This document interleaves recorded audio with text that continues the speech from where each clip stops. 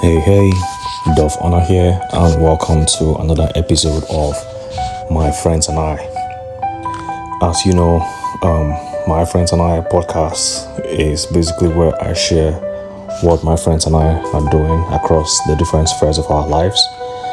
And for this episode, I want to bring the discussions that we had on our last Friday check-in session. Usually, we meet the last Friday of the month. So the last time we met was the last Friday in February. And we came to like two basic conclusions. So just a backstory of like why we check in and stuff. So we as a group of friends, my friends and I basically, we call it checking and banter. So we just check in on ourselves and of course banter back and forth. But I think we do more, not like I know for sure that we do more banter than we do check-in. And that's how you know that like the bond exists, right? To be able to banter and laugh. I mean, there are like boundaries to cross and not to cross and stuff like that. Very unwritten rules, but because we have so much respect for each other and we value each other, like we value ourselves in our lives. So, I mean, there are unspoken rules. There are some boundaries you do not cross with your friends, basically. Checking and banter. And the subtext of that group, or the sub-team, is not a support group for men, but of course it is a support group for men. But we are two, we would rather die than acknowledge that it's a support group for men. But we recognize how important it is for men to bond, how important it is for men to check in on each other, how important it is to just have someone who has your back, or maybe even just shared experiences. Because we are all in very different phases of our lives, and I could just say, okay, so for some, so 2 years ago, Toby was on a particular project. I think Toby and Tunde, the rest of us were not. We're like, okay, yeah, go guys, like we'll meet you there at some point, because as they are on that project, they are wanting us to go on this other project. We're like, hey, we've not finished the first project that you guys are on, so we cannot move to the second one yet. So you guys just go, we'll catch up and stuff like that. And then in 2024, the not like the rest of us, but the other group also jump on that. Give me one sec. That's my alarm. The other group also jumps. 1:30 p.m.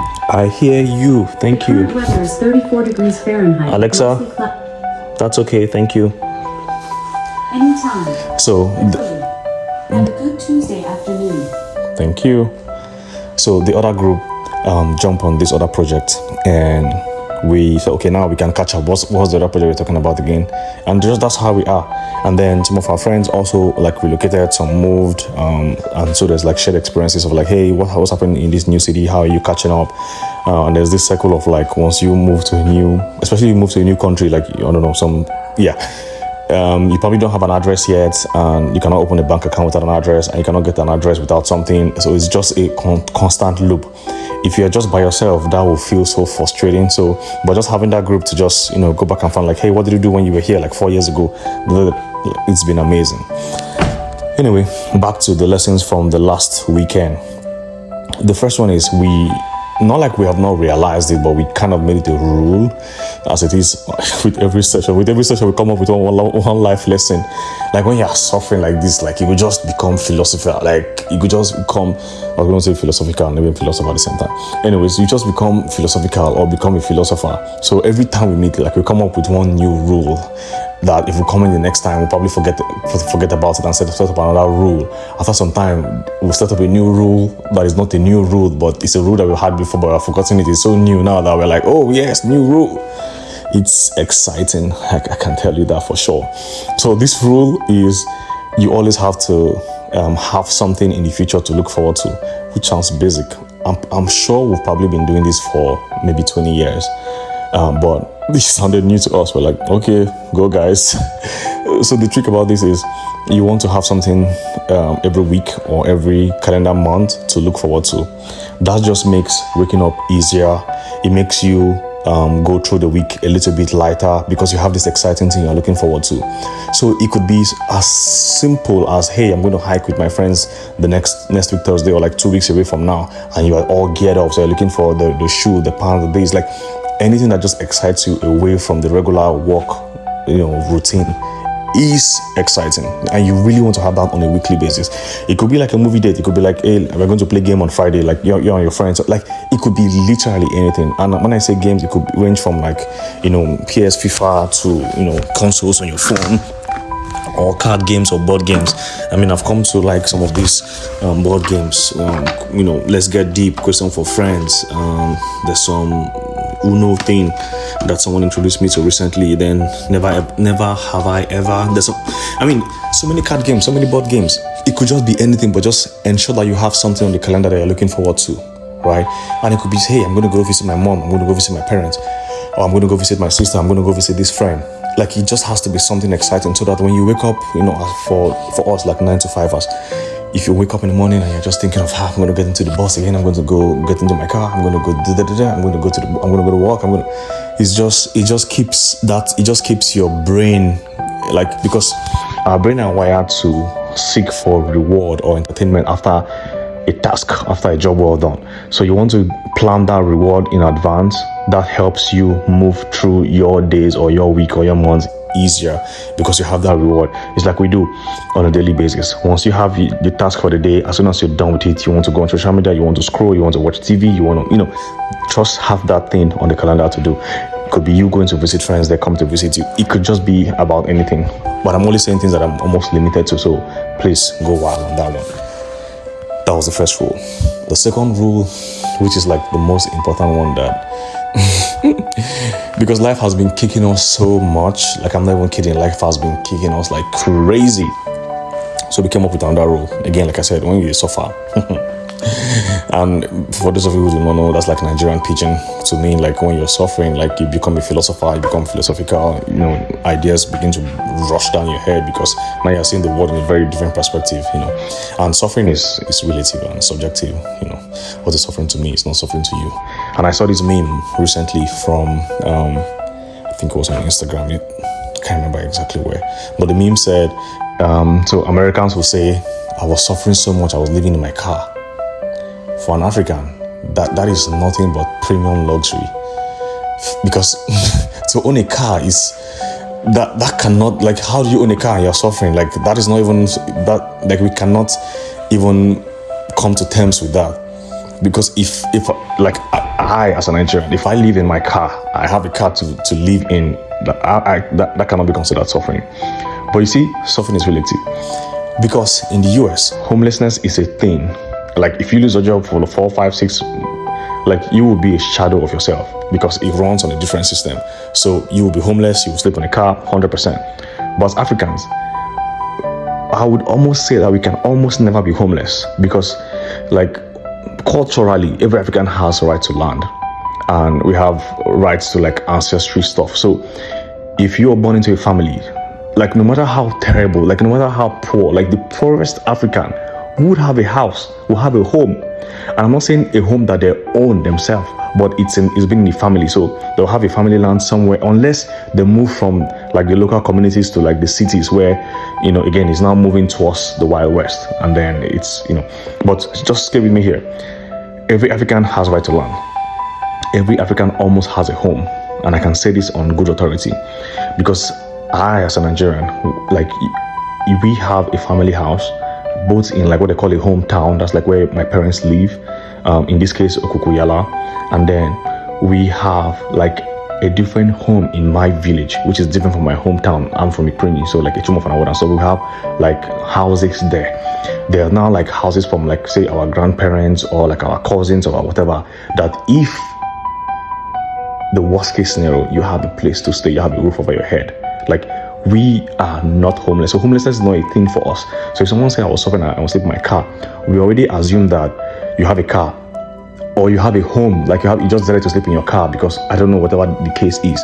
But homelessness for us is not something it's not something we are familiar with. The other one is, we can randomly just stay with our friends for life. For life. Like, we know, right now, young people are a little bit more receptive to this, because, we're all tilting towards the West and losing values and losing cultures and, whatever, and adopting new cultures and values.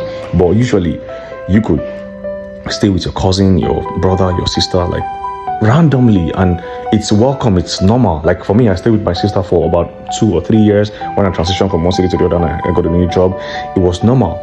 And then I got my own place. And then my friend as well, once he left his own city and got a job in my city, he stayed with me as well until he got his place. Like it goes without saying. Like it's nothing. Like that's what we do. Like that's how we are. That's how we are built. Anyways, I kind of digress there.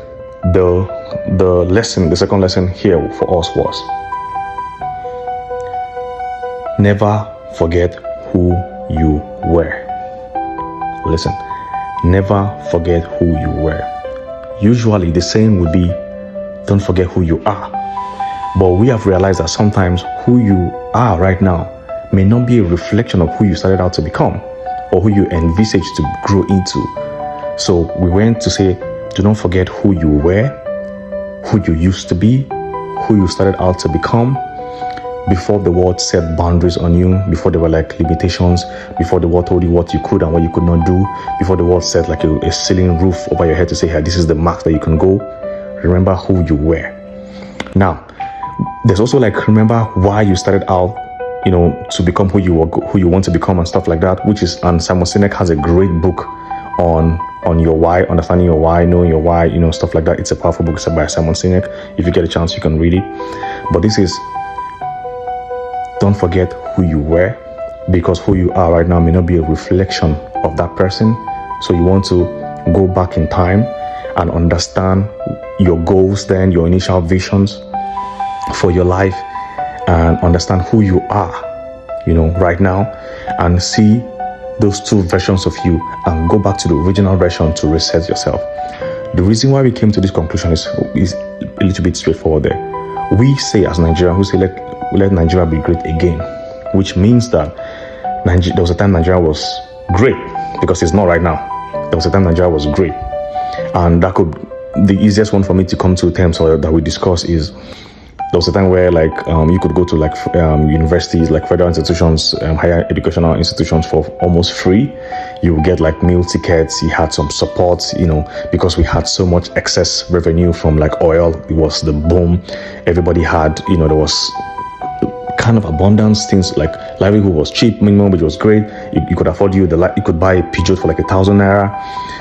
It was great.